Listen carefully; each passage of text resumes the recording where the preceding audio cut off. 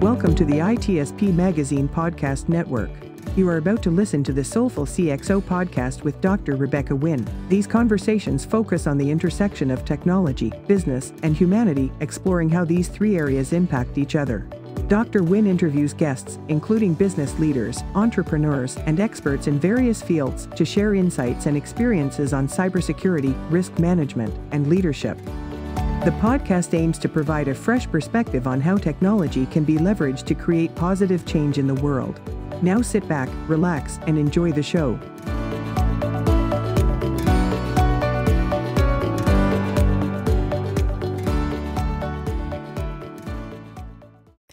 Welcome to the Soulful CXO. I'm your host, Dr. Rebecca Wynn. We are pleased to have with us today Sarah Armstrong-Smith. Sarah is the Chief Security Advisor for Microsoft, working with strategic and major customers across Europe to help them enhance their security strategies and capabilities. Prior roles included being the Group Head of Business Resilience and Crisis Management at the London Stock Exchange Group, the Head of Continuity and Resilience, Enterprise and Cybersecurity at Fujitsu, and leadership roles at EY and AXA. She has been on the front line of many major incidents, including IT failures, data breaches, and fraud. She is a fellow of the British Computer Society, recognized as one of the most influential, inspiring women in technology, a highly sought-after speaker, writes numerous articles, and has written 2 books, Effective Crisis Management, a robust A through Z guide for demonstrating resilience by utilizing best practices, case studies, and experiences, and her latest book, Understanding the Cyber Attack Mindset, Build a Strategic Security Program to Counteract Threats. Sarah, it's great seeing you again. Welcome to the show. Thank you, Rebecca, for inviting me. You have a vast background. How in the world did you even get started in cybersecurity? What did that journey look like? Did you study cybersecurity in college? No, not at all. I really didn't know what I wanted to do when I was at school. And when I came out, I didn't go to university. So a lot of people think, oh, you must have just had this career trajectory that went through university and you had it all planned out. So my very first job actually was working in a fraud department. So I was actually doing fraud on fuel cards, funny enough. And it really just got me interested in the insider threat. So that's how I started on the people side of security, why people do what they do. But it didn't pay the bills. So I ended up working for a water utility company. And it just so happened to be the late 90s. And I was invited to work on this new IT program. And that just happened to be the Millennium Bug. And my role in that job was looking at what tests had to be done on the stroke of midnight. So all the recoding and designing of IT systems. And I kept asking, what if? Yes, but what if the call center doesn't work? What if you can't get people into the office? What if the IT systems fail and it's a water utility? So what if we can't get water to people? And I kept just saying, what if, what if, what if? And I didn't realize at the time that was business continuity. It just felt like common sense. When someone said, this is a subject, this is it. This is my career. This is where, and that's kind of where I say I start my career. So even though I'd had a few roles beforehand, this is my kind of line in the sand, if you like. And so my role became about how do I protect the call center? How do I keep it running? Thinking about all the networks, all the services. And the funny thing was, on the stroke of midnight, nothing happened. It's like, was that a waste of money? Was that good planning? And I went on to look at putting plans in place for engineering and laboratories, but I was always drawn back to the IT. I was always interested in that. So in 2001, I joined AXA, financial services company, and my role pivoted from business continuity into disaster recovery. And within a few months of me joining, 9/11 happened. So that was all change again. We'd gone from backup tapes to data replication and it just started speeding up. And I was headhunted in 2005 into EY. My very, very first day on the job, believe it or not, was the 7/7 London bombings. And so I'd kind of then pivoted from business continuity, disaster recovery into crisis management. And all of a sudden, exec level exercises and all of these things that happened. And then in 2007, I joined Fujitsu. And that was my kind of entry point into cybersecurity in essence. And so Fujitsu, they are largest service integrator, lots of hosting contracts. And sometimes companies would outsource their entire IT. My role was to really think about, what are we here to protect? So bringing in all of that business continuity, disaster recovery, crisis management, and bringing it into the cybersecurity world. So I always describe myself as working on the business side of cyber for that very purpose. It's really understanding the people, understanding the crown jewels, and understanding all of that together. And I was at Fujitsu for 12 years, and that kind of multiple incidents, multiple failures, multiple cyber attacks. And then I actually joined Microsoft in 2020. And true to form, were these major incidents that keep following me around everywhere. As I joined Microsoft, we were just going into lockdown with the global pandemic. So I spent the first 18 months of my career working online on Teams. But that was so interesting. I work across multiple sectors and multiple countries across Europe. So I was kind of working side by side with them when they're pivoting to hybrid working, mass acceleration to the cloud. And all the way through, the attackers were absolutely relentless. We've kind of come out the other side of the pandemic. We then had the Russian invasion of Ukraine. We've seen huge, large-scale cyber attacks. And it's just really kind of pivoted from there. So as I sort of say, I started over 20 years ago, and it's just been this continuous journey, if you like. It's interesting when we talk about incident response, disaster recovery, and business continuity, and in companies, they always want to treat them separately. But I think they all tie in together. And it sounds like you think that way too, or know that way too. How do you recommend companies to take a look at that? 'Cause without business continuity, there is no true enterprise risk management, and there's no true, I would say, long-term recovery from incidents and disaster recovery. How should they be viewing that more holistically to get out of them quicker and actually be able to save your company in a lot of instances? Well, I think the really key thing is that people seem surprised when we have major incidents. So I remember to 9/11. And people talk about black swan events. So these events are so big, of such magnitude, they could never have been predicted. No, I don't believe that. I don't believe in black swan events whatsoever. And actually, one of the things that even when I was a kid, I started reading public inquiry reports. And the first one I got interested in was when I was 12 years old. And it was the public inquiry as a result of Piper Alpha. It's very similar to Deepwater Horizon, big oil rig in the North Sea that exploded, killed people.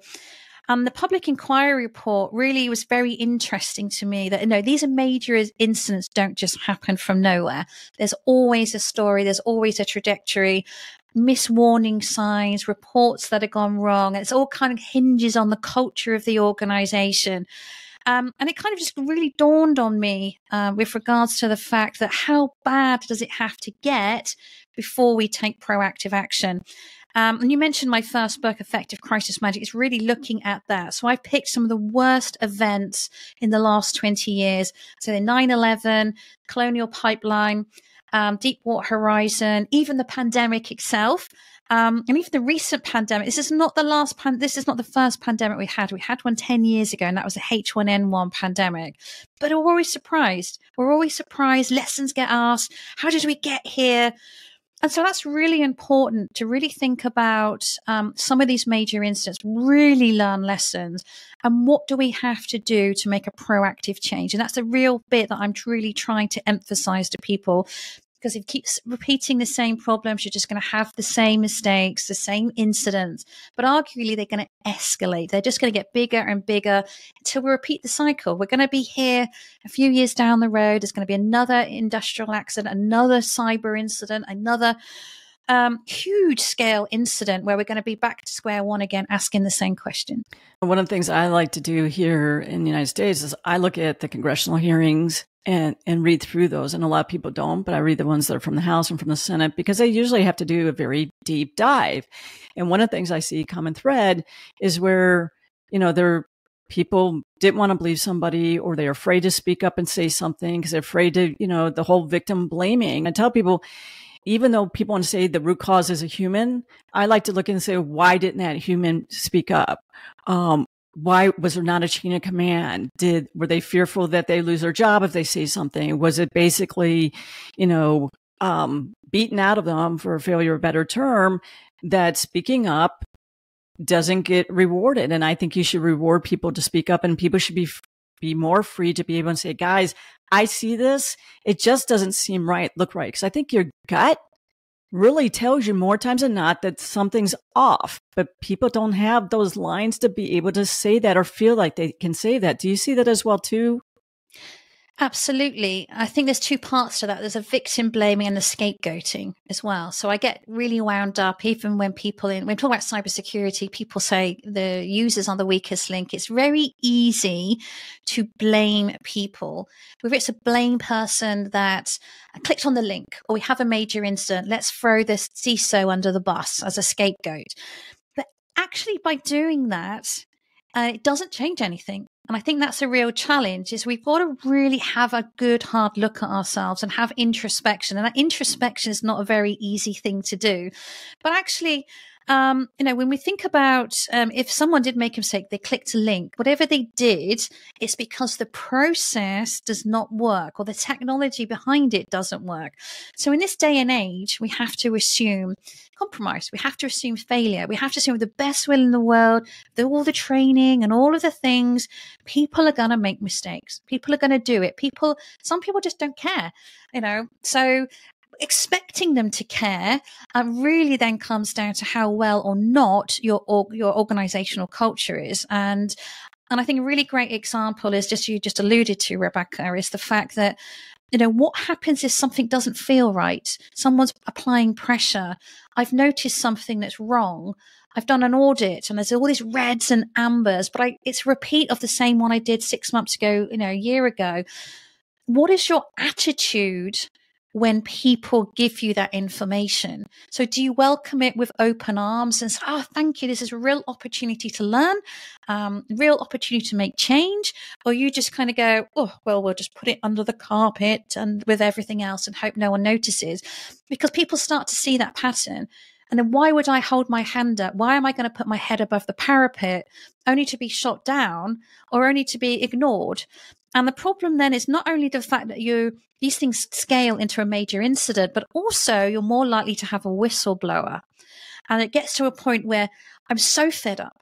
I keep saying the same thing. I keep getting ignored. I know these problems are out there and I don't feel like anyone's listening to me. So who am I going to tell? Now, we've seen really good examples of this historically, particularly in the military and various different things. And it's incredibly dangerous when they take to social media, a journalist, even a regulator. And I think this is the problem. And it really does stem from, as I say, the culture of the organization, the culture as it stands today. But what are we going to do about it? What's the culture we want ultimately? Yeah, I always find that interesting too. And a lot of times those who do speak up, to be honest, are the first ones that are on the layoff list. And I tell you, those are the people that you need to keep. Those are the people who, to me, you always have to look at their attitude, but most of their attitudes, they really want to be on the greater good of the company. And those are the type of people who you want to see, right? They're really the true analysts, right? When they go ahead and see things along those lines. I know I was at a company doing a stint on consulting with them for 6 months, as a vCISO, as they tried to determine what they really wanted to do with their company. And basically almost my first day, they ended up, we're doing that annual tabletop exercise, which I'm totally against doing the annual, check the box tabletop. But all of us, they didn't have any playbooks. They just went ahead and selected a bunch of people who basically had titles to be as their incident response team. And then all of a sudden they came up with this, like, we got ransomware attack, we have this, we do that, and all that kind of stuff. And then like, okay, Rebecca, you're the CISO. Now you lead the incident response team. And I'm like, okay, well, who here is in charge of networking? Okay, what's happening on the network and stuff like that. Then they got mad at me. And I'm like, your people in the room don't even have a playbook. You're not recording this. They don't know who controls the architecture. What does the architecture look like? Is that even right? Where should we go for it? I go, my whole thing is that first thing you might have to do is unplug, but I need to know who can pull the plug, right? So how do you suggest that people actually go about when you're creating an incident response team, that you recreate the team responsibly so that you can set them up for success? I think the main thing to think about, I think some people have a plan and they're so rigid to that plan. It starts at A and goes through to Z. And when it goes off piste, they don't know what to do. They're so stuck because they're in this rigid plan and it must work to this plan. And I think that's one of the dangers, is having a really regimented thing that doesn't really help anybody. So it has to be a guideline first and foremost. It has to kind of be the real important thing. So the first thing I would say is you have to have people impact above everything first. And I've looked at so many business continuity, crisis management, incident response plan, where the impact to people is like halfway down. You look at the technical impact, the operational impact, financial impact. Now, inadvertently, that says we value profit over people. Now, people, and if I say that to someone, it's like, oh, absolutely no way. There's no way that we put profit above people. But when you put financial impact above people, it really does change the mindset. So first and foremost, doesn't matter what incident, it's a cyber attack, fire, flood, the power's gone out, whatever the case may be. I need to know what the people impact, whether that's our employees, whether that's our customers, our partners, whoever the case may be. So that's really important to have that mindset first and foremost. The second thing is to really understand the critical actions that must happen. And what I say to people, every action has a chain reaction. And there's a big difference between no action and inaction. Inaction is doing nothing, and no action is a deliberate choice to do nothing. So whatever that is, whatever that action is that needs to happen, do you have the right information available to make that decision? If you don't, how are you going to get it? Because ultimately, you can only make a decision based on what you know at the time. Now, it may be that in hindsight, when you look back and you do a post-incident review, that was absolutely the worst decision you could have made. But again, there's a lot of lessons to be learned there about who has the information. Are they aware of the information? So I'll give you a good example of ransomware attack. One of the key considerations, we're not going to pay. We've got backup tapes. We're going to go to backup tapes. So just saying we're going to go to backup tapes is only part of the equation. So I need to know, what backups have I got? What does it cover? When was the last time it was tested? Is it successful? Does it enable me to do a full rebuild? Because a lot of backup tapes will just be the odd file or the odd system. Can I recover end to end? Are those backups protected? Are they part of the ransom? And so all of these what if, a lot of these questions, I don't want to be figuring those questions out when I have a ransomware attack. The threat actor is all over me, the media's on me, the regulators on me, I've got angry customers. So I need to have done my due diligence in advance. I need to kind of preempt what you're going to need to know, who needs to know, and who is making the decision ultimately. So is this a hierarchical decision? Does it have to go all the way up to the top? Someone makes a decision, it goes all the way back down again. Are we making it by committee? And therefore, who needs to kind of be involved in that? Now, as you said as well, if I take someone out of the equation, they're on holiday, they're on leave, they're sick, who's empowered to make that subsequent decision, and do they understand that? So when we think about those decisions, we're not just thinking about the first decision. We need to know what the knock-on effect is. So if we're going about to cause a chain reaction, not only do I need to know the second action, I also need to know the third and fourth. And that's really important. And there may be some things that cannot start until this other thing has finished. And inadvertently, what we're doing through there, if I understand this, I've done my due diligence, I need to understand the critical path. And that's really key in decision making. So when I'm thinking about, we're on the clock, if I'm going to justify shutting the entirety of internet banking down, for example, the minute I pull the plug, everyone's going to know about it. I'm going to have social media. I'm going to have people who are angry. The regulator's going to know. It's going to be picked up by the media. So I then have to have all of my ducks in a row with, am I prepared? Have I got all of that into play? Because once you've made the decision, it's very hard to take it back. You've started on this trajectory, you've started on this plan. And so the actual pre-planning, as you were sort of saying, Rebecca, as well, having those exercises and taking people out of their comfort zone and kind of throwing some of these weird and wonderful things at them. Because what I can definitely tell you from that experience is whatever you've planned for is never the incident that actually happens. It's going to go so off piece that you're probably going to be relying on your plan B, C, whatever the case.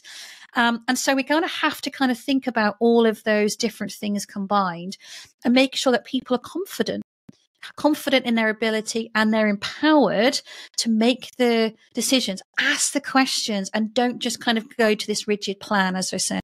Yeah, we see that quite a bit. And the one thing that always gets me with really, I say we see a lot of startups, middle-sized companies, is not even knowing your security architecture. It's hard to protect what you don't know. And I tell people, if you don't know your architecture, what ports, protocol services are open, what should be allowed in your network, outside your network, it's really hard to really even start on that plan. And I see people put that off regularly. Is that what you see too? What would be like the top 3 things that you think companies really need to have in place so you can be better prepared for this instance to even know who to even call, right? Exactly. And I think there are so many lessons learned from other organizations who have been through this. And I think it's easy to kind of say, oh, why would they attack me? The answer is, why wouldn't they attack you? So the first thing is to have that assume compromise, that assume failure mindset that we were talking about. So the best will in the world, the technology, you might have outsourced all the training, you still have to assume a threat actor is going to be able to get in. And if they can get in, what can they do? So I always talk about if I break it down to its lowest denominator, the strategy is really simple. No matter what company, what size, what sector, the strategy is stop the access in and the exit out. So when I talk about the access in, it's that really every entry point into the organization, and then really understanding the vulnerabilities of any of those access points. And then kind of being quite open and transparent about where's the priority, where do I need to kind of have my investment. Now, that priority and investment will be determined by the other thing, which is the data. The exit out is, how do I think about stopping the data exfiltration? And that comes back to what we were talking about, the critical data, the sensitive data, the crown jewels. And it's really about understanding your business inside out as well as outside in. And I kind of get frustrated when a lot of people say, no, the attacker understands your business better than you do. How can that even be? This is your organization. They're your processes, your technology. It's all of those things. And so you really then kind of have to have that kind of internal reflection about where you are today, where you need to be, where those gaps are. What are you going to do about it?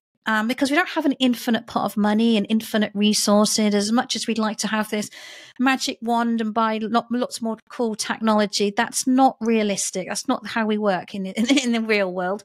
But it is really important that if we assume you can get in, what is that? If you think about that center, the crown jewels, if you like, how do I work backwards? Where is it? Who's got access to it? What are the controls that I need to have? And that's where we build that kind of layers of defense, in essence. And you kind of almost think about the Tower of London, if you like. So the crown jewels are right in the middle. But before you can get anywhere near that, you have to go through umpteen walls of defenses. There's parapets, there's high walls, low walls, all of these things. And further you get to the core, arguably the more monitoring, the more defenses you need, because if they get that to that point, they are going to steal whatever they come in for. So there's so many opportunities to stop that access, to stop them laterally moving, gaining a foothold, kind of doing all of those things. But I really would say that at the lowest level, understand identity and data is the kind of the 2 core principles. We've talked about looking at every incident you have, even if it's a power outage or something like that, and what lessons you can learn. And one thing I notice when I look at companies is when I look back at incidents or disaster recoveries, I fail to see that. I don't see that they do a lot of those after action reports. And I say in a mindful way. They might have one person who's like, hey, the power was off for 3 hours. It came back on, whatever. And basically almost says it that way. Instead of looking about, how do we react as a team? Did we have the right people? Did the backups who were here because someone was on PTO, did they know what to do in a timely manner? And really using them as a training session. Why do you think people are constantly not doing that? Bigger companies might do that a little bit more successfully than smaller companies, but I tell people you're missing it. Those are training you for the bigger event. that's going to happen at some point in time. Yeah, absolutely. I think it's more a case of wipe the brow, weren't we lucky, and move on. But what I say to people is you need to treat a near miss as a gift. So even if the power did come back on, it wasn't as bad as we expected. We really need to treat it as if it did, because this incident, whatever that incident, has hit you in some way. Now, if we're going to take that to the next degree, let's use it as a brilliant exercise. Let's take it and say, well, what if it didn't? What if this had gone on for 1 day, 3 days, a week? And if you'd have thought about before the global pandemic, we would have never have thought the global pandemic was going to go on for a couple of years, let alone. And so I don't think anyone's pandemic plan sort of said, well, let's see how we're going to pan out from 2 years from now. We always assume we're going to get things back up and running as quickly as possible. And I've seen so many plans, and I'm sure you have, Rebecca, where they're so simplistic, even some of these exercises, even like your scenario with the ransomware and my example of the backup tapes. People just assume I have backup tapes, we're going to recover. Everything will be back up and running tomorrow morning. Happy days, the end. And as we know, that is not the case at all. And so really, it is incumbent on us to learn from those that have been attacked, to really understand what went well, what went wrong. If in hindsight, if they look backwards, what were the telltale signs? And that really means us all being open, all being transparent, all being willing to share. So when we do have these things, rather than going, I hope nobody noticed, weren't we lucky few, and say, put it under the table, put it under the carpet with the rest, actually say, do you know what, we had a near miss, guys? Oh, let's learn from it. Let's actually get all the people around the table, not just in our own organization, but as an opportunity to bring in others from the same sector, whatever the case may be. Because you know what, guys, they might be after you. You might not be as lucky as we were. But the other thing, which I think is really important for us to get across as well, is the reason why it was a near miss could be because your plans worked. Your technology did its job. And I think it's really important to celebrate that. Actually, we did really good job here, guys. Really, really good. And we need to celebrate that. So I think we need to look at it from both perspectives. What do we learn from a near miss, but actually take the victory as well if things are working as it should be? Yeah, I agree with you. I think, it's interesting. One of the things I think that I come across, I do know that I come across way too often is that we do a lot of things in the cloud. We partner with a lot of big companies. Maybe it is Microsoft or someone like that. And they're just going to handle it for us. And I tell everybody, there is a shared model. You cannot rely just because you are working with a lot of other companies that you're going to be okay, because those other companies also might have a cyber breach that takes them down. And we've seen that over time when people have Facebook and stuff like that, they've gone down, and that's how you handled all your customers. And now what? Because now you can't get business in because they got attacked and they had to go offline. How should people handle that more mindfully as people are less so running their own data centers and having other people manage them, but have the attitude that, you know what, someone else is going to handle it? I think that's way dangerous today as well. Well, I think the beauty, as you said, Rebecca, of the cloud is it is that shared responsibility model. So you're moving away from being responsible from all infrastructure, all architecture, keeping it up to date. So when you move it into the cloud environment, the cloud service provider or the SaaS service provider takes on a level of responsibility. So at the infrastructure level, the kind of patching goes away. I mean, patching is still required, but that is done by the service provider. So as you kind of go further up the chain, so if you get into SaaS services, and obviously the application becomes the responsibility of the service provider in terms of the coding and everything else like that. That being said, and it does come back to one of the things I said about what's really important. However, looking at those cloud services and the service agreements that you may have, two things to bear in mind. You're always responsible for your data, and you're always responsible for what your users are doing with that data. So it really comes back to exactly what I just said. Identity and data is really core. Now, the cloud service provider, the application service provider will no doubt have a number of inbuilt controls that you can take advantage of. But it's really incumbent on you to understand how they should be set, how high, how low.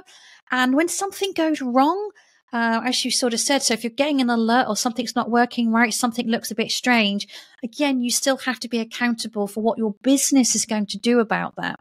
So yes, you've got huge opportunities to take advantage of tech and emerging things that are coming out, AI, these cool new models and everything else.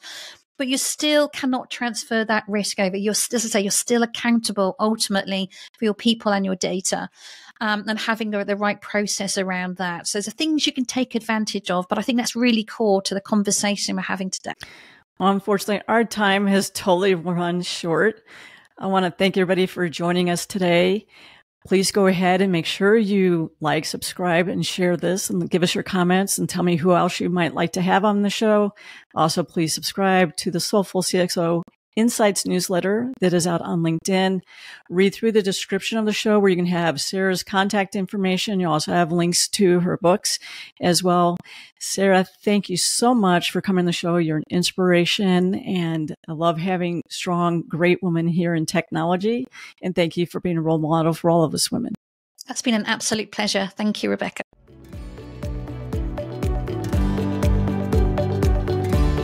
We hope you enjoyed this episode of Soulful CXO Podcast with Dr. Rebecca Wynn, part of the ITSP Magazine Podcast Network. If you learned something new and this conversation made you think, then add this show to your favorite podcast player. Subscribe to the ITSP Magazine YouTube channel and share the ITSP Magazine Podcast Network with your friends, family, and colleagues. If you represent a company and wish to connect your brand to our conversations and our audience, visit itspmagazine.com to learn how to sponsor one or more of our shows. We hope you will come back for more stories and follow us on our journey.